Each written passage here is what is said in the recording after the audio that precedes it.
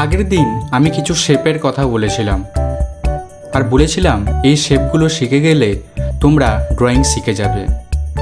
হ্যাঁ, আজকে আমরা সেই শেপগুলো মধ্যে কিছু শেপ আমরা অ্যাপ্লাই করব।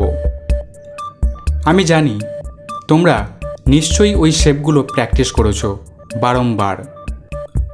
আমরা বড় কিছু আঁকা দেখলেই প্রথমে ঘাবড়ে যাই যে কোথা থেকে শুরু করব, কিভাবে করব, আঁকাটা ভালো হবে তো। আপনি এগুলো ভুলে যান। একটা কাজ করুন, সে আঁকার মধ্যে কোন শেপ লুকিয়ে আছে সেটাকে বার করার চেষ্টা করুন। সে আকৃতিটা বা সেই শেপ যদি আপনি বার করতে পারেন, আপনার কাছে আঁকা কোনো ব্যাপার হবে না।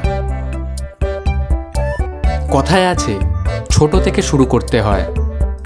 তুমি যখন ছোট ছোট কাজ করবে, পরবর্তীকালে সেটাই একটা বড় কাজে রূপান্তরিত হবে। তো সব কিছু একই জিনিস। চলো উদাহরণস্বরূপ দেখা যাক, আমরা কিছু শেপ নিয়ে এঁকে নিই। যেমন ধরো একটা পাখাটাকে যদি আঁকতে হয়, আমি কি শেপ নেব? আগের দিন কিছু শেপের মধ্যে একটা শেপ প্রথমে নেব, যেটা হচ্ছে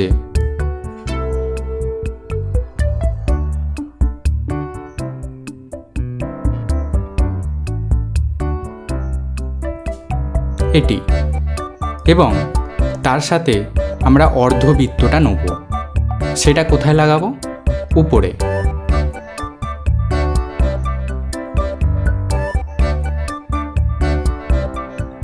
এবার ভিতর থেকে একটা ছোট্ট করে দেবো।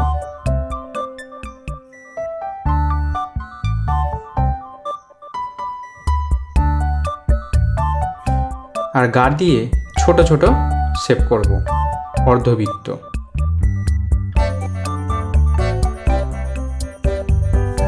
হয়ে গেল। দেখলে কত সোজা। ধরো আমি একটা ঘর আঁকবো। প্রথমে একটা ত্রিভুজ এঁকে নিই।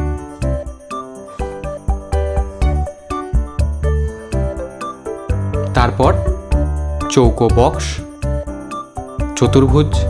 ওপরের ভুজটা তো টানাই আছে।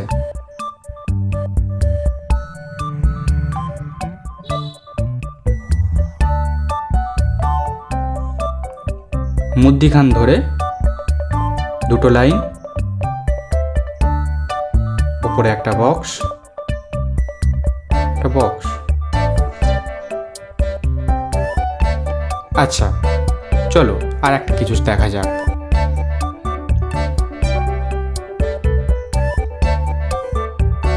ত্রিভুজ আঁকি একটু ঘুরিয়ে। চোখ করলাম, কান করলাম,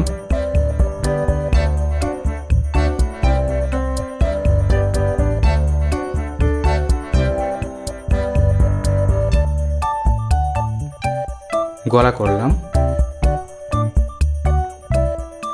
ডিম্বাকৃতি করলাম,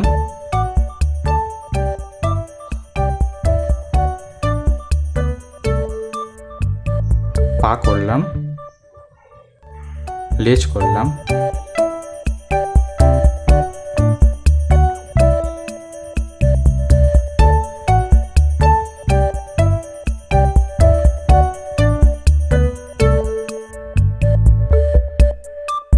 ব্যাস হয়ে গেল ছাগল।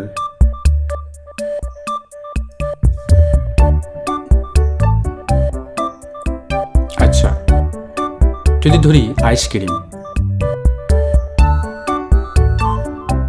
চৌকো বক্স, ওপরটা করে অর্ধবৃত্ত, নিচে থেকে সরু ডান্ডি। ধরো যদি প্রদীপ, আগের দিন দেখেছিলাম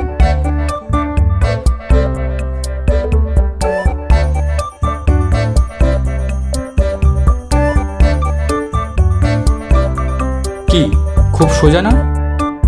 হ্যাঁ, আজকে আমরা তো এইগুলো করলাম। পরের দিন থেকে এক একটা শেপের এক একটা ড্রয়িং করব এবং তার সাথে রং করব। তো ভিডিও ভালো লাগলে অবশ্যই সাবস্ক্রাইব করবে আর আগের ভিডিওগুলো দেখে নেবে।